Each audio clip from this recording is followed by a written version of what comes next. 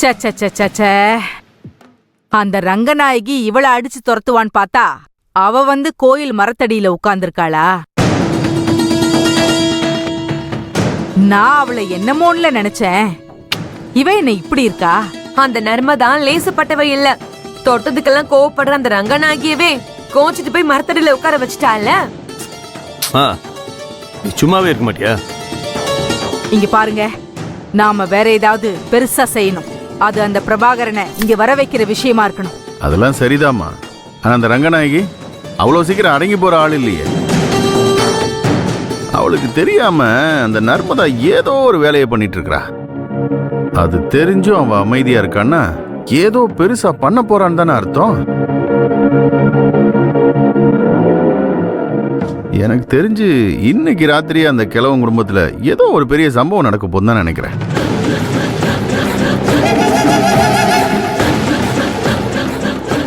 அந்த தெருவில் இருக்கிற நம்மளுக்கு போன போட்டு என்னன்னு போய் பார்க்க சொல்லுவோம்.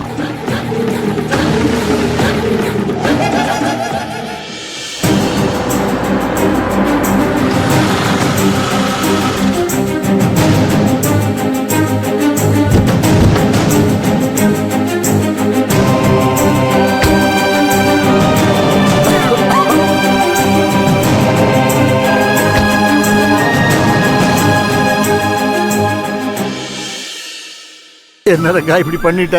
உன்னை காணுன்னு சொன்னதும் குடும்பமே ஆடி போயிட்டோம் தெரியுமா? அப்படி எங்க தான் போன? அம்மா கோச்சுக்கிட்டு கோயில் மரத்தடியில உட்கார்ந்துருந்தாங்க.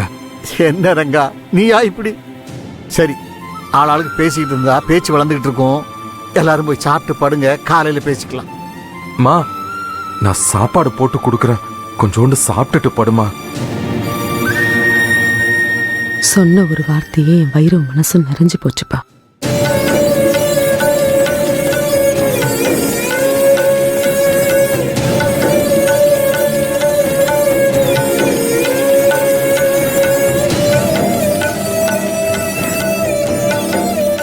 கதிரு, கலங்காதையா. அவளுக்கு நீனா உசுறு. அதனாலதான் அவளால தாங்க முடியல. சரி, இப்ப எதுவும் பேச வேண்டாம். நீ சாப்பிட்டு படு, காலையில எல்லாத்தையும் பேசிக்கலாம். போ கதிரு, எல்லாரும் போய் சாப்பிட்டு படுங்க. போங்க, எல்லாரும் போங்க.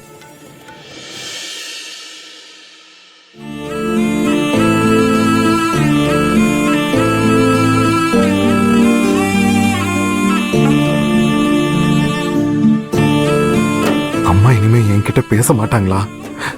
அம்மா என்ன புரிஞ்சுக்காம இப்படிலாம் பண்றாங்களே. அம்மா பழையபடி திரும்ப என்கிட்ட பேச வைக்க இப்ப நான் என்ன பண்ணுவேன்?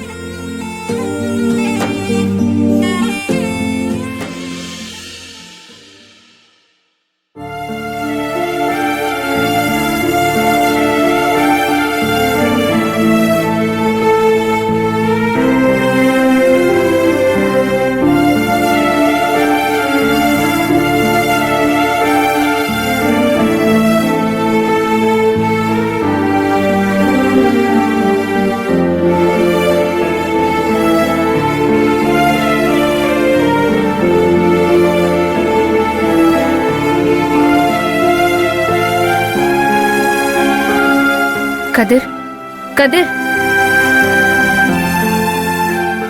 ஏன் திடீர்னு அப்படி ஒரு வார்த்தைய சொன்னீங்க? உங்க அம்மா மனசு எவ்வளவு கஷ்டப்பட்டிருக்கும். உங்களை அவங்க தான் பேச்ச மீறாத புள்ளன்னு நினைச்சிட்டு இருக்காங்க. அத பொய்ங்கிற மாதிரி பேசிட்டீங்களே. எனக்கு வேற வழி தெரியல. அந்த ஆள் கூட சேர்ந்து எங்க சொத்தை எல்லாம் அபகரிக்கத்தான் நீ இதெல்லாம் பண்றன்னு சொல்லி உன் மேல சந்தேகப்பட ஆரம்பிச்சிட்டாங்க. அதோட உன்ன இந்த வீட்டை விட்டு போக சொல்லி வேற கட்டாயப்படுத்திக்கிட்டு இருந்தாங்களா? எனக்கு என்ன சொல்றதுன்னே தெரியல. நீ எங்க குடும்பத்தை காப்பாத்தணுங்கிறதுக்காக என்னெல்லாம் பண்ணிருக்கேன்னு எனக்கு தானே தெரியும். அது மட்டுமா, இப்ப கூட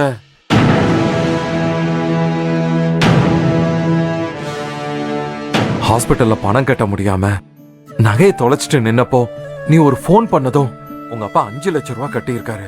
அப்படின்னா எங்க குடும்பத்தை பத்தி நீ எவ்வளவு உயர்வா சொல்லியிருப்ப. அது மட்டுமா, சீட்டு பணத்தை கொடுக்க முடியாம தவிச்சு நின்னுகிட்டு இருந்தப்போ அந்த சிவகுமார் கிட்ட 70 லட்சத்தை கொடுத்து தாத்தாவோட மானத்தையே காப்பாத்திருக்க. அதுவும் உங்க வீட்டுல இருந்து தானே வாங்கிட்டு வந்து கொடுத்திருப்ப. எனக்கு எப்படி இதெல்லாம் தெரியும்னு பாக்குறியா? பாட்டி என்கிட்ட எல்லாத்தையுமே சொல்லிட்டாங்க.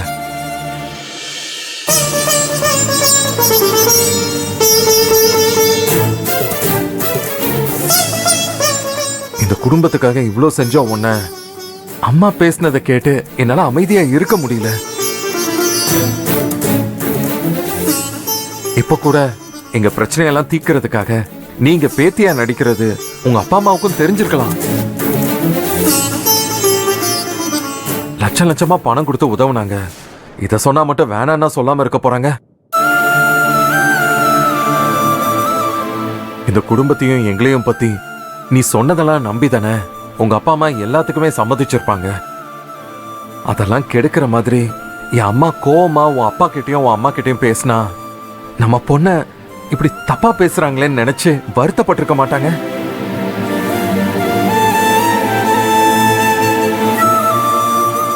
பாவத்திலே பெரிய பாவம் உதவி செஞ்சவங்கள அவமானப்படுத்துறதுதான். உன்னை பத்தி எதுவுமே தெரியாம அம்மா அந்த பாவத்தை செய்ய இருந்தாங்க. அது நடந்துடக்கூடாதுன்னு தான் நினைச்சேன். எனக்கும் அம்மாவோட வாயை அடைக்கிறதுக்கு என்ன பண்றதுன்னு தெரியல. உங்க அப்பா போன் எடுக்கிறதுக்குள்ள ஏதாவது சொல்லணுமேனு தான்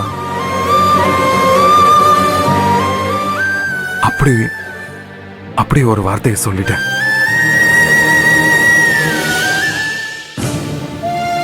அப்பா காதர் பொய் சொல்லிருக்கான்.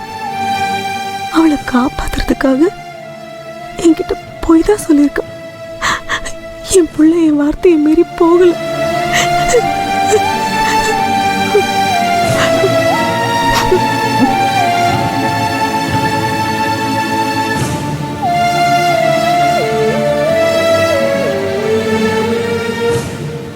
நர்மதா, அம்மா கிட்ட நான் சொன்னது பொய் இல்ல, உண்மைதான். அது உனக்கும் தெரியும்.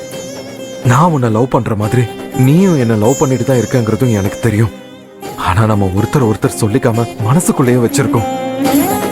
நான் வீட்டு பிரச்சனையெல்லாம் முடிஞ்சதுக்கு அப்புறம் எல்லாம் நல்லா ஆனதுக்கு அப்புறம் ஒரு நாள் உன்கிட்ட என் மனசுல இருக்கிற காதல சொல்லணும்னு இருந்தேன்.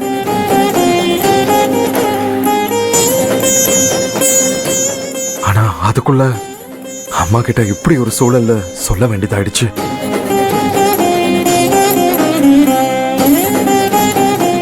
கதிர், நீங்க சொல்றதெல்லாம் சரிதான்.